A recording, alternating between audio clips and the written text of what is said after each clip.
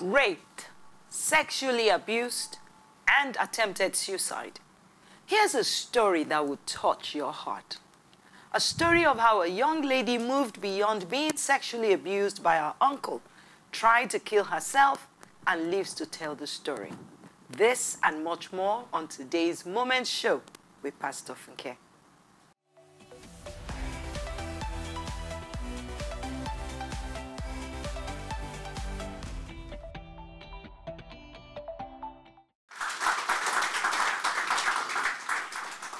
Hi everyone, and welcome to another episode of the Moments Show with Pastor Funke. On this show, we aim to inspire, empower, and transform lives. Many people who are sexually abused don't tell anyone about it, and many keep their secrets all their lives. People who are sexually abused are more likely to be people we know and could well be people we care about. Many often women grow up with hearts full of bitterness and a desperate need to vent their anger. Unfortunately, their abusers are those who are entrusted to care for and protect them, making reporting even more difficult and keeping the victims trapped in the grip of the abuse. Joining me today is a lady who is among the brave women out there that are using their stories to help others speak out and get healing. Oluwatoyin Falaye is a lawyer, sexual abuse survivor, and advocate, and is the founder of Jewel's Hive Initiative, an awareness and advocacy-based non-governmental organization that seeks to provide safe space for victims of sexual abuse while helping them attain healing. Our NGO organizes various campaigns and projects monthly to create awareness. She has found purpose in her pain as a sexual abuse victim and has authored a book titled Beyond the Abuse. She's blissfully married to Samson Olufemi Falaye. Please make welcome a dear lady, Oluwatoyin Falaye. Thank you, ma'am. Oh, awesome. Welcome, Oluwatoyin. Thank you so much, ma'am. Thank you for having me. It's so nice. It's nice. Pleasure. It's such a pleasure and a privilege for us to have you. It's an honor, ma'am. In the studio. And thank you. We were supposed to do this a few weeks ago, but anyway, thank God that the opportunity has now come. Oluwatoyin, I've listened to your story, heartbreaking. Would you just tell us briefly how this happened to you? What's your story? Okay, so it happened several years ago. I was a young girl, you know. Like I say, I always like to start from the beginning. I was a young village girl who was brought to the city to live with an aunt. So my father brought me to see his elder sister, and I refused to go back because I liked what I saw. And fast forward barely 3 years later, I was 10, and I was raped by this neighbor's son. And at the time, I didn't even know what it was to be raped. I didn't know what it meant to be a virgin. I had not even learned how to speak good English like I do now. 10. So when it happened, I was just very angry, and I just felt that this boy had injured me. You know, so much so that when I saw him sometime after that, I became very afraid of him. I would just see him and I would just begin to shiver. Yes. And I remember a day he came to fetch some water, and I was so afraid of him. I was even beaten up because I allowed him to take my bucket of water. So fast forward to barely 2 years later, I was going on 12 when the real abuse started. Oh my word. My adopted father, that is my auntie's husband, began to molest me. And I remember that night, the very first night, very well. And I remember everything in between up until the 7 years that it lasted. Oh my word. And one of the things that negatively affected me was the warnings I was given when it started. He told me, do not tell anyone. If you tell anyone, I'll send you back to the village and you will die after 7 days. And then I had... Sorry. Yes, please. He threatened to kill you. Yes. Most abusers threaten their victims, and that is where the silence begins, because they want to ensure that you will not tell anyone. And as the young girl that I was very afraid and had started to attend school, and I was quite, bright in school. So I didn't want to tell anyone because I didn't want to go back to the village. You didn't want to go back to the village, so that just gave him that power. That leverage, and it continued. When I tell people that it happened almost every other night, it would look like I was exaggerating. But abusers have a way of, making their environment very conducive for them. So my abuser made sure that I was sleeping in the living room while the other family members slept in the bedroom, even though we had a good enough space so that he would have ample time to come for me. And like I say, almost every night. There were lots of gory things that happened that I, don't always want to talk about because they bring very sad memories. Every night for 7 years? Yes. The night when I had a few breaks was when I began to menstruate. And so those few days of my menstrual flow, I would have some break. We lived in a house where this man was very strict. He was very high-handed. He was a police officer. So we had rules and regulations. We were bullied into silence, including the wife. So she suffered emotional abuse by the side. So we lived in a home where daddy was Lord and Master. You dared not say anything. Whatever I said was final. So we were all very afraid of him, including the wife. So and then this was a man who would also beat me a lot whenever I did something wrong. So it wasn't like I had any leverage of being special privileges. Yes. So I suffered both physical abuse, verbal abuse. He would tell me you will never amount to anything. You drop out of school. You're just an evil child. So all these words kept coming. So nobody could suspect because I would be beat. I was maltreated, as a matter of fact, since I wasn't a child of the family. So it didn't bring any suspicion, well, up until sometime much later. I used to read books. I began to read about incest and how the people will be banished from the land, and all those kind of things. So I told my childhood best friend at the time, and she said, tell mommy. And I said, no, I can't tell mommy. Mommy won't even believe me. Because my abuser was also a narcissist to the core. So he was somebody who could turn the story around. He could say I was the one who was seducing him and the wife would believe. It was that bad. We lived in such an environment. Was he a Christian? Was he a church-going person? I lived in a Muslim home. As a matter of fact, at some point when I turned 13, I was converted to Islam. I was taken to a mosque. I was named Zainab. I was forced to attend the Quranic school. So but I retaliated, like I tell people, it was my fight of faith. So when I go to the mosque, I'll sit at one corner and sing worship, praise and worship. And so the ustaz said I was defiant and rebellious, so they took me back home. And then my adopted father said, okay, you won't go to the mosque, then you won't go to the church, and you won't go anywhere until you leave this house. So my friends used to call me a pagan at the time. So these are the weapons that abusers use to, ensure that they have you within their grip. Fast forward to when I was 17 thereabout, and I had become a bit, mature-wise. I knew whatever it was wrong. I was in pain. I remember that I had attempted my first suicide at 15. And this was because I had become so worthless, so to speak. And so when the Ikeja bomb blast happened and mommy went out and she didn't come back that night, I was a sex toy all night. Even though the neighbors were worried that probably something must have happened to my aunt. So the next morning when she got back and he was the first person that ran to the door to give her a hug and a kiss, I just felt something inside of me just died. I went into the kitchen and got a knife.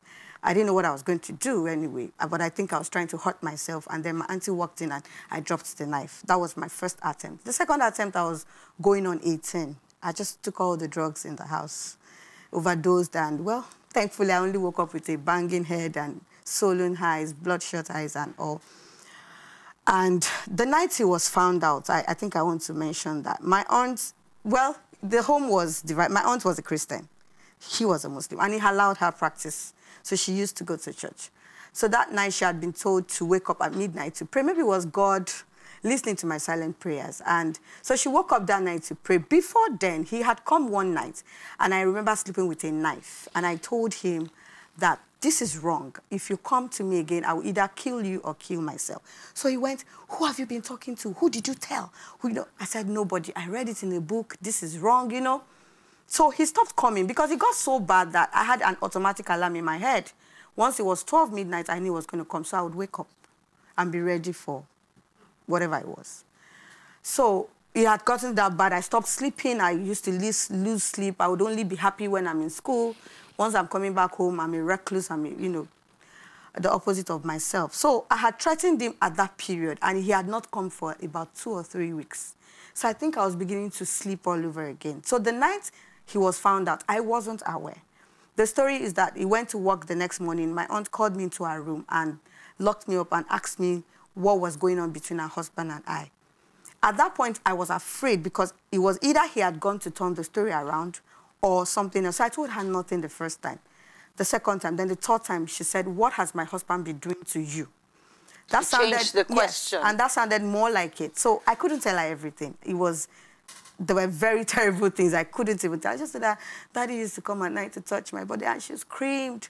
And so what she told me was that she had come to check the time on the wall, and then she met him in between my legs with his trousers halfway down while I was busy snoring. And then she went back. She couldn't, the shock, I guess. So she didn't confront him. And the next day, she didn't confront him. And the day after, she didn't confront him. And she didn't confront him until she died. Oh, my. So for me, I think the real abuse for me started when the silence. My auntie found out. The pain. She ran to a neighbor and said, oh, look at what I've just discovered. They took me to a church. They said I needed deliverance. You needed the deliverance? That I was a witch, and they called me all sorts of names. So I was the one who was stigmatized. I was the one who was victim-shamed. I was the one who was made to look like the bad person in the picture. And my auntie never confronted her husband till she went to the grave. You attempted suicide 4 times. What happened? The last time? Because I think you kept doing it. The last time, what happened? So just like you said, before the 4 times, there's suicidal ideations. You must have attempted suicide in your head several times over. And like I said, after coming out of university, even though I graduated, I still didn't feel that I was worth anything. So even the last 2 attempts at suicide were actually recent, in 2018, and I was married. Oh, wow. We're going to just... we're going to take a short break, Toyin, and we'll be right back. We'll be right back. Oh.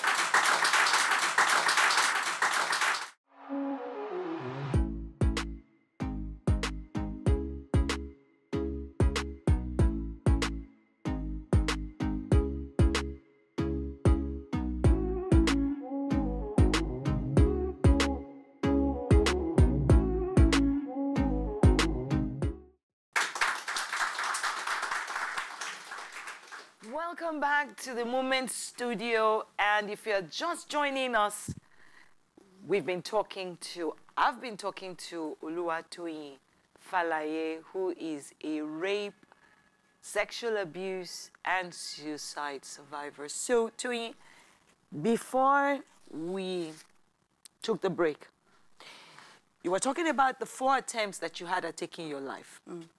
And you mentioned that the most recent one was 2018. 2018? That's just 4 years ago. Barely 4 years ago. So you were married? Yes, I got married in 2015. And so I just realized, I think I kept this thing, like, I turned it to the back. It was like a backbone. I just let it, it wasn't part of me. You know, of course, in between, I'd gone through a lot of other things, disappointments, low self-esteem and all that. But eventually, I got married at 30, and it was like, oh, thank God.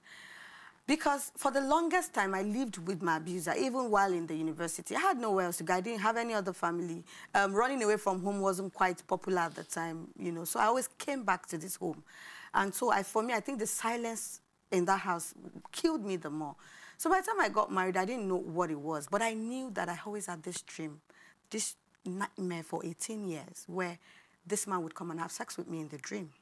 And sometimes I would wake up and actually see, you know, the results of it. So it kept on till I got married, and it continued. So I would wake up sometimes, throw tantrums. I bled on my husband in the marriage. I called off my marriage twice. I was just traumatized. And so and then in between, we were trusting God for children, and then I had miscarriages, and then I had another one. I had a ruptured ectopic pregnancy. I died on a theater table for 4 hours. And so each time I come out of any traumatic experience, it takes me back to my childhood. I just feel that everything got wrong from that point. So in 2018, I was just done living. I just wanted to take my life. There was nothing else to live for. My marriage was not working. Nothing was working for me. And all the words my abuser said to me began to come back. You will never amount to anything. You will never make it. So that day, I just said, yes, this is it. February 2018, I went into my bathroom. I found a bottle of Sniper, and I took it. Thankfully, because God just has this plan. I know, he just loves me so lavishly. My husband ran into the room, saw me, and was, did you take Sniper? Did you take it? And the whole house turned upside down, and they rushed me and everything. So thankfully I didn't. They were able to get me back. But 4 months down the line, I still just, it's something, the voice in my head just kept saying, end it. So I ran into a moving vehicle on the express, July 2018, and I don't know, tad bit 1 second away, the driver screeched to a stop, you know, gave me that sign. Another woman dragged me off the road and said, Madam, are you okay? I was not okay. I wore 2 different shoes out of the house. You know, so I really was not okay. And it was August of that year when I still did not die from that incident. I sat down one day and I said, God, I want to die. I know when I die, I'll go to hell, but that's fine. I mean, there's nothing I'm doing on the earth anyways. You felt like hell was here? I just, yes. Yes, I did. How did you turn? How did you turn around? So that was the episode. I said, God, I want to die. And then I heard very loudly, there's purpose in your pain. Find it. And I said, no, I don't want to find anything. I just want to die. And thus began the journey. I just began to search. Of course, I reached out to therapists. I went for 1 or 2 therapy sessions. It still didn't quite feel like it. I spoke to strangers. And so that was how I began the journey to healing. And the first thing I heard was, you know, somebody just wrote on an Instagram page one day, what were you doing at 18? I said at 18, I was attempting my second suicide. And they said, would you mind to share with us? So that was how I shared my story for the first time on television, 23 years after the abuse. Oh, my word. Or after the incident. And then I realized that there were a lot of other people who were silent, men, women, who could not tell their story. That was how I came about Beyond the Abuse, where I curated the story of other survivors who may not have the opportunity of speaking out, but whose story could bring healing. And thus began the healing journey. And, you know, the grand point for me was when I truly went back to God and began to ask questions about my life. Why me? Because to say something, the time I was raped at 10, I was allowed to go to church briefly at that time. And I had just given my life to Christ shortly after. Then I was raped. So it didn't add up for me because, I mean, God, you were there when that happened. And every other thing that happened after. And what broke me again, like I said, was my abuser would constantly still say bad things about me to people, even till date, so he doesn't regret his actions. He's still alive? Oh, he's still very much alive. He's had to see 1 or 2 interviews that I've granted, and you would think that he would say, oh, can I have a meeting with her to... So you've never had a talk with him? Face to face? No, since after that time, not at all, because I had to work. It took me several years to work on forgiveness. When God began to show me what my biggest offense was, and he was saying it was unforgiveness, I was like, how do you expect me to forgive this kind of person? And I sat down, and it took me another 9 months journey to truly let go. The day I forgave totally was the day the nightmare stopped after 18 years. So finding healing is a deliberate journey. It's a personal work. You know, like when God said there's purpose in your pain, and I needed to find that purpose and heal. This is maybe the second time I would grant an interview and not shed a tear or break down in between, because truly I'm healing. Is coming. It's a journey that I'm still on. And what gladdens my heart is how I've been able to help other people to heal as well. Amen. From suicide attempts. I share my story as vulnerably as I can. Yes. And other people are able to open up with me. And you will hear a lot of other stories. I've heard stories of people being raped by pastors, people being raped by people who they hold dear, who they have deep respect for. And, you know, it's a journey. It's a journey of healing. Toyin, you know, your story is just one of those ones that I don't know if there is a dry eye in this place. I don't know. Maybe I'm just... But, you know, the good thing is that God has turned it around for you. And now you are using that misery is now ministry, that pain, and all that trial is now your testimony. And from all of that, the ashes now is coming, this glorious new beginning. And we just celebrate you. Thank you for sharing. Thank you. Thank you. God bless you. Everybody. Thank you. Thank you for coming. Thank you, God bless Thank you. you. We're going to take a short break, and we'll be right back for the hour segment.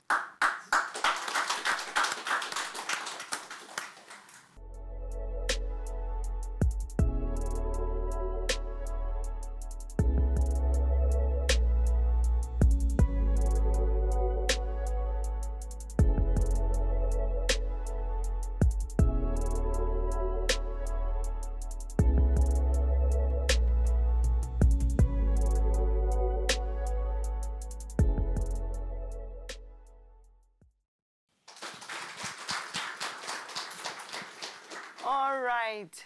Welcome back. In this segment, the Ask segment, I get to take questions from our studio audience about any issue whatsoever.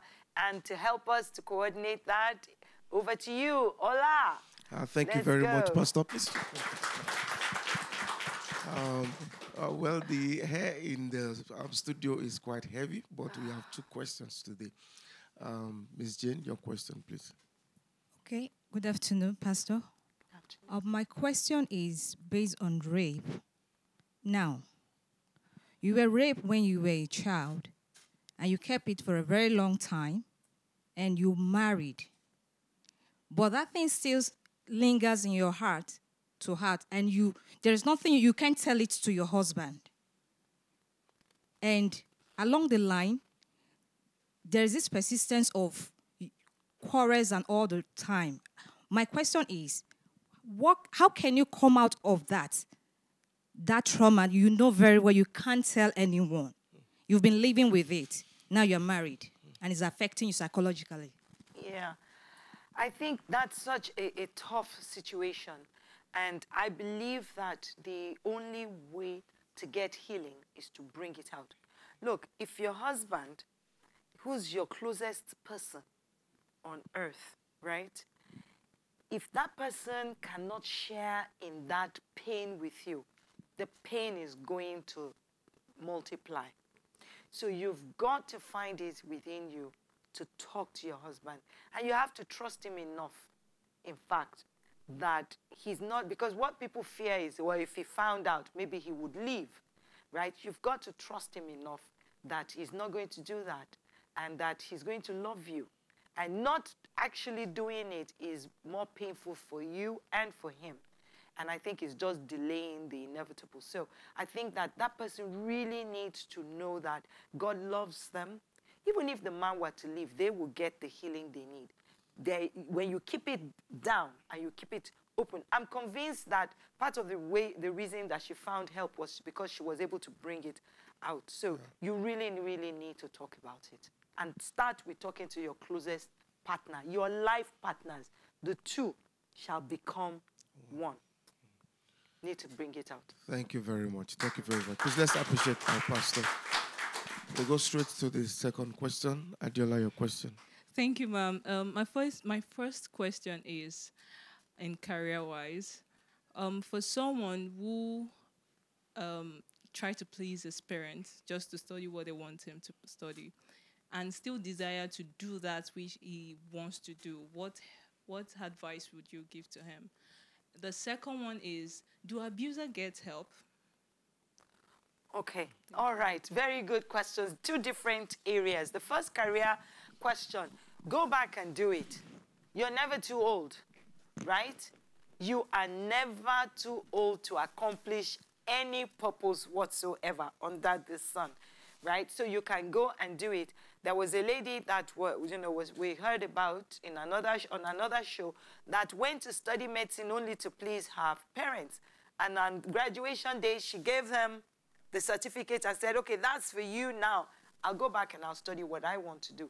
And she did, because I'm sure that was the agreement that she had with her parents. So go and get that education. Go. Even at 60, you can go and study and get do what you need to do. In terms of abusers, I'm sure, many abusers, right, were themselves abused. And they just continued in that cycle, right? So they were themselves abused. So yes, abusers should get help. They need to get help. They need to get repentance, and they need to go and seek forgiveness. Yeah. And that's being able to go to their victim to say, I'm sorry, starts with them getting that help to actually accept. Like in our own case now, our uncle has denied it. He lives in denial. For whatever reason, I'm sure he's not denying that he did it. Maybe he just felt like he was entitled because this innocent victim was living in his house. So for whatever reason, abusers should seek help. And people in the church, yes, we may condemn what they do, but we never condemn the people because God can still touch their hearts and God can still save them. Thank you, our audience. And Oluwatoyin, thank you to our guest for what she's doing. May the good Lord bless her. Now, listen, if you've been abused, you don't have to take your life. The Bible condemns it. Yes, it's tough to hear, but you must realize that someone loves you and recovery is available. Please get help from professionals who can help you. For all I care, in fact, go to Jewel's Hive, Oluwatoyin's organization. I'm sure that they can give you counseling. You don't have to take your life. Your life is precious before God. And if you don't have anybody else to talk to, please talk to us. Those numbers on your screen, get in touch. We can link you up with help that's available. And don't forget, Jesus loves you. He died because of you. And so there's help available. There's hope for you. You can still have a good life. You can overpower that abuser and the abuse by succeeding in your life. You do not have to believe the lie. Now we're at that point in the program where I have to close this show. It's been an awesome time speaking with our guests and taking questions and, but God has always blessed us to have anointed vessels that come to minister and close the show for us. And today is no difference. We have a wonderful lady who's here, and she's going to sing us into God's presence as we go home. So everybody, please welcome Minister Esther Adams as she comes to take us home.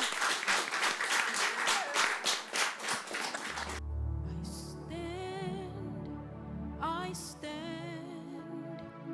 in awe of you. Lord, I stand in awe of you. Holy God, to whom all praise is due. Father, I stand in awe of you.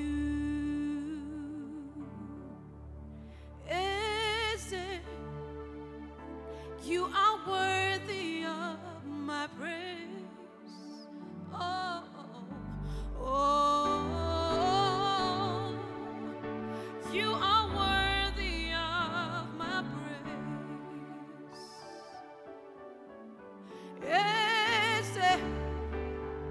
You are worthy of my praise. You're worthy, Lord. Oh,